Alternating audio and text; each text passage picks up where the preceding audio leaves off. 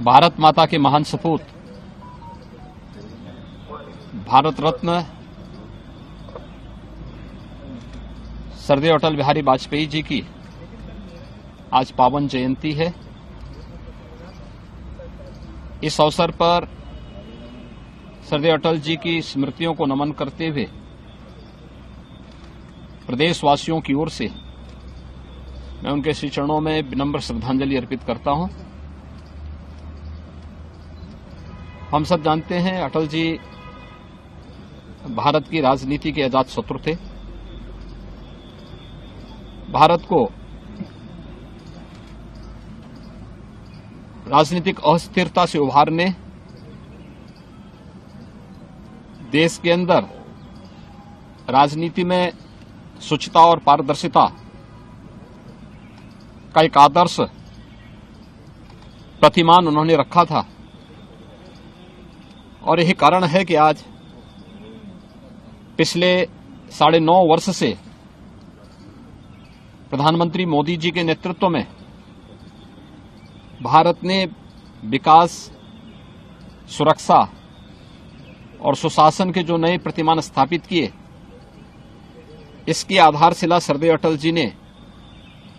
अपने शासनकाल में रख दी थी। आज का दिवस सुशासन दिवस के रूप में भारतीय जनता पार्टी भी और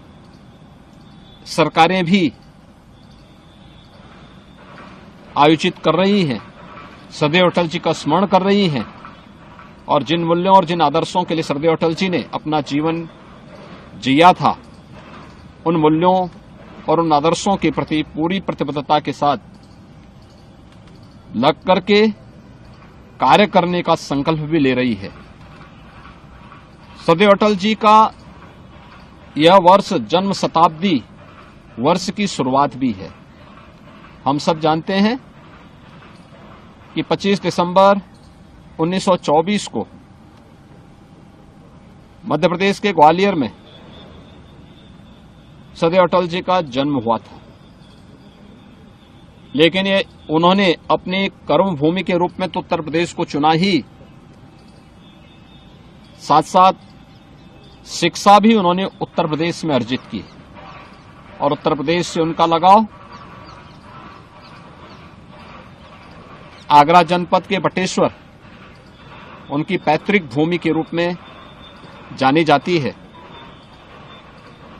इन 1 वर्ष के अंदर सरदेव अटल जी की स्मृतियों को जीवंत बनाए रखने, उनके जीवन के हर एक उस पक्ष को